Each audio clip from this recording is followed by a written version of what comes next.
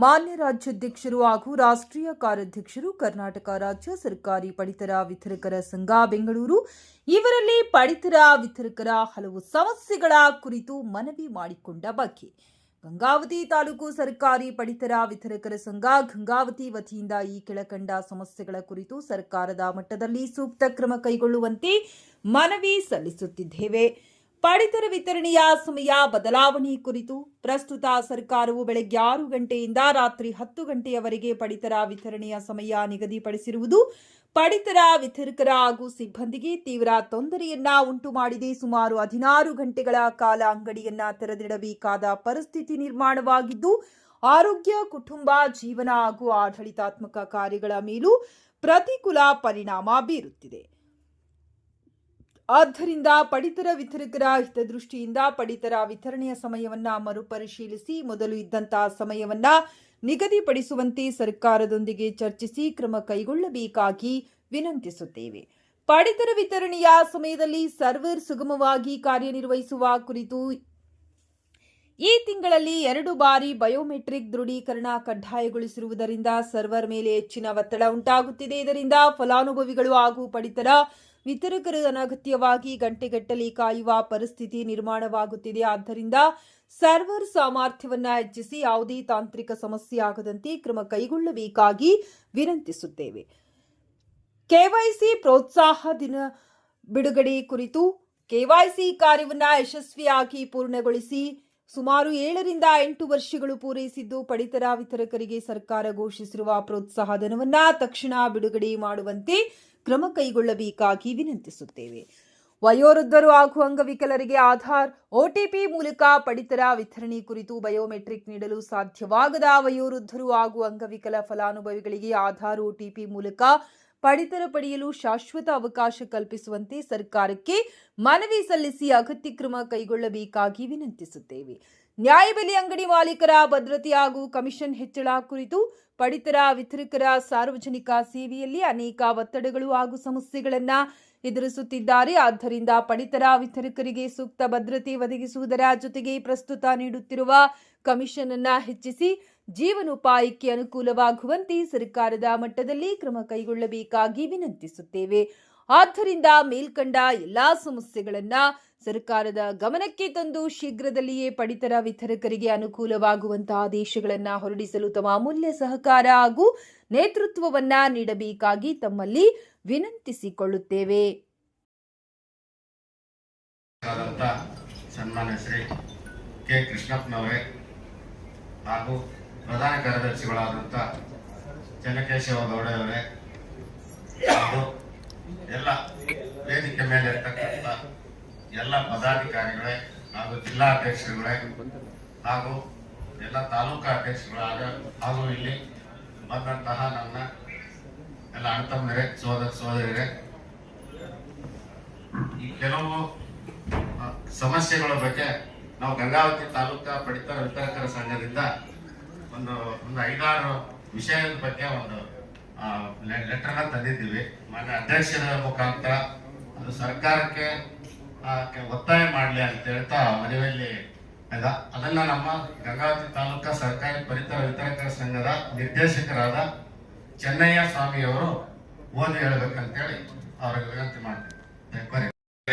ಜನರ ನಂಬಿಕೆ ನಮ್ಮ ಶಕ್ತಿ, ಸಂಘದ ಶಕ್ತಿ ಒಗ್ಗಟ್ಟಿನ ಶಕ್ತಿ ನಿಸ್ವಾರ್ಥ ಸೇವೆಯಲ್ಲಿ ಎಂದು ನಡೆಸುತ್ತಾ ಗಂಗಾವತಿ ತಾಲೂಕು ಸರ್ಕಾರಿ ಪಡಿತರ ವಿತರಕರ ಸಂಘದಿಂದ ಮಾನ್ಯ ನಮ್ಮ ರಾಜ್ಯಾಧ್ಯಕ್ಷರಿಗೆ ಮನವಿಯನ್ನು ಸಲ್ಲಿಸ್ತಾ ಇದ್ದೀವಿ. ಕೆಲವೊಂದು ವಿಷಯಗಳನ್ನು ಇಟ್ಟು ಪ್ರಥಮವಾಗಿ ಪಡಿತರ ವಿತರಣೆಯ ಸಮಯ ಬದಲಾವಣೆ ಕುರಿತು ಪ್ರಸ್ತುತ ಸರ್ಕಾರ ಬೆಳಗ್ಗೆ 6 ಗಂಟೆಯಿಂದ 10 ಗಂಟೆಯವರೆಗೆ ಪಡಿತರ ವಿತರಣೆ ಸಮಯ ನಿಗದಿಪಡಿಸಿರುವುದು ಪಡಿತರ ವಿತರಕರ ಹಾಗೂ ಸಿಬ್ಬಂದಿಗೆ ತೀವ್ರ ತೊಂದರೆಯನ್ನು ಉಂಟು ಮಾಡುತ್ತದೆ. ಸುಮಾರು 16 ಗಂಟೆಗಳ ಕಾಲ ಅಂಗಡಿಯನ್ನು ತೆರೆದಿಡಬೇಕಾದ ಪರಿಸ್ಥಿತಿ ನಿರ್ಮಾಣವಾಗಿದ್ದು ಆರೋಗ್ಯ, ಕುಟುಂಬ, ಜೀವನ ಹಾಗೂ ಆಡಳಿತಾತ್ಮಕ ಕಾರ್ಯಗಳ ಮೇಲೆ ಪ್ರತಿಕೂಲ ಪರಿಣಾಮ ಬೀರುತ್ತದೆ. ಆದ್ದರಿಂದ ಪಡಿತರ ವಿತರಕರ ಹಿತದೃಷ್ಟಿಯಿಂದ ಪಡಿತರ ವಿತರಣೆಯ ಸಮಯವನ್ನು ಪರಿಶೀಲಿಸಿ ಮೊದಲು ಇದ್ದಂತಹ ಸಮಯವನ್ನು ನಿಗದಿಪಡಿಸುವಂತೆ ಸರ್ಕಾರದೊಂದಿಗೆ ಚರ್ಚಿಸಿ ಕ್ರಮ ಕೈಗೊಳ್ಳಬೇಕೆಂದು ಮಾನ್ಯ ಅಧ್ಯಕ್ಷರಲ್ಲಿ ಮನವಿ ಮಾಡಿಕೊಳ್ಳುತ್ತೇವೆ.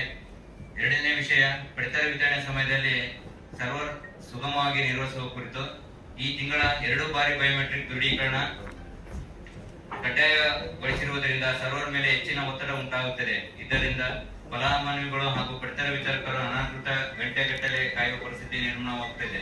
ಆದ್ದರಿಂದ ಸರ್ವರ್ ಸಾಮರ್ಥ್ಯವನ್ನು ಹೆಚ್ಚಿಸಿ ಯಾವುದೇ ತಾಂತ್ರಿಕ ಸಮಯ ಆಗದಂತೆ ಕ್ರಮ ಕೊಡಬೇಕಾಗಿ ವಿನಂತಿಸಿಕೊಳ್ಳುತ್ತೇವೆ. ಹಾಗೂ ಮೂರನೇ ವಿಷಯ EKYC ಪ್ರೋತ್ಸಾಹಧನ ಬಿಡುಗಡೆ ಕುರಿತು. EKYC ಕಾರ್ಯವನ್ನು ಯಶಸ್ವಿ ಪೂರ್ಣಗೊಳಿಸಿ ಸುಮಾರು 7 ರಿಂದ 8 ವರ್ಷಗಳ ಪೂರ್ವಗೊಳಿಸಿದ್ದು, ಪಡಿತರ ವಿತರಕರಿಗೆ ಸರ್ಕಾರದ ಘೋಷಿಸಿರುವ ಪ್ರೋತ್ಸಾಹಧನವನ್ನು ತಕ್ಷಣ ಬಿಡುಗಡೆ ಮಾಡುವಂತೆ ಕ್ರಮ ಕೈಗೊಳ್ಳುವಂತೆ ಮಾನ್ಯ ಅಧ್ಯಕ್ಷರಲ್ಲಿ ನಮ್ಮ ಸಂಘವು ವಿನಂತಿಸುತ್ತದೆ. ಹಾಗೂ ವಯೋವೃದ್ಧರ ಹಾಗೂ ಅಂಗವಿಕಲರ ಆಧಾರ OTP ಮೂಲಕ ಪಡಿತರ ವಿತರಣೆ.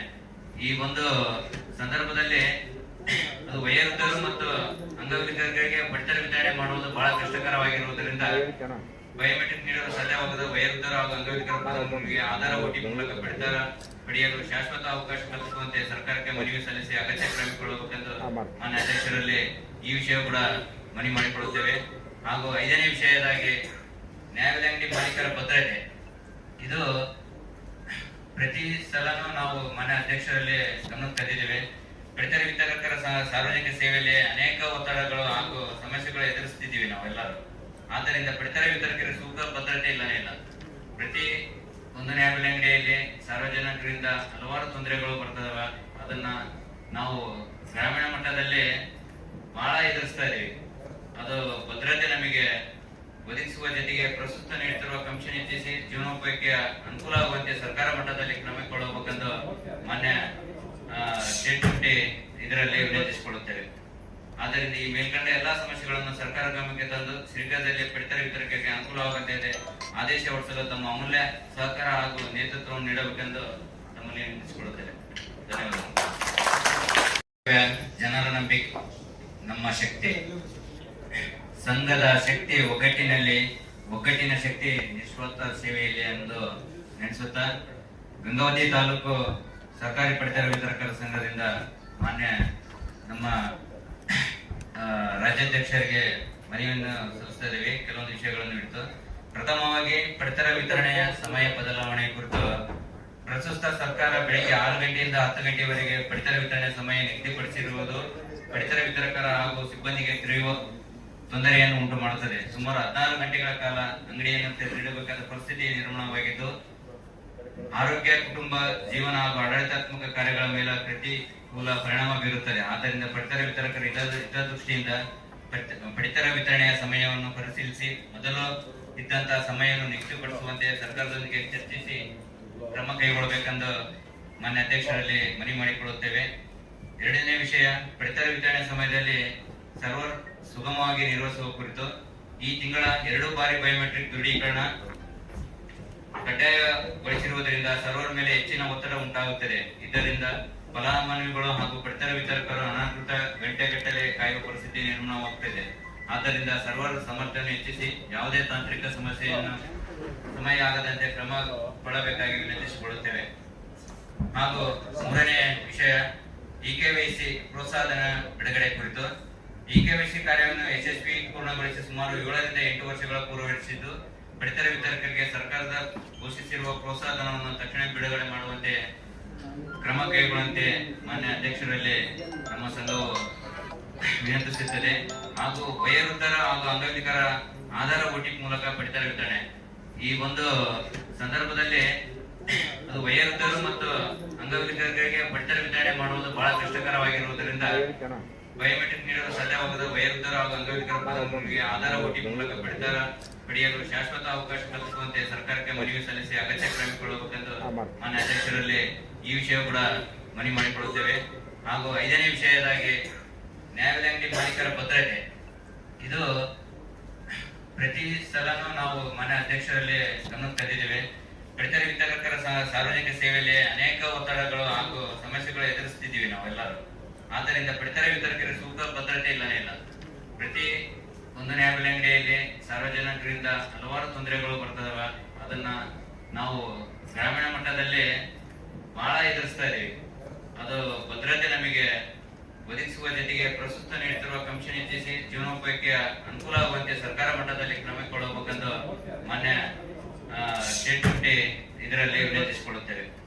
ಆದ್ದರಿಂದ ಈ ಮೇಲ್ಕಂಡ ಎಲ್ಲಾ ಸಮಸ್ಯೆಗಳನ್ನು ಸರ್ಕಾರ ಗಮನಕ್ಕೆ ತಂದು ಶೀಘ್ರದಲ್ಲೇ ಪಡಿತರ ವಿತರಕರಿಗೆ ಅನುಕೂಲವಾಗುವಂತೆ ಆದೇಶ ಹೊರಡಿಸಲು ತಮ್ಮ ಅಮೂಲ್ಯ ಸಹಕಾರ ಹಾಗೂ ನೇತೃತ್ವವನ್ನು ನೀಡಬೇಕೆಂದು ತಮ್ಮಲ್ಲಿ ವಿನಂತಿಸಿಕೊಳ್ಳುತ್ತೇವೆ.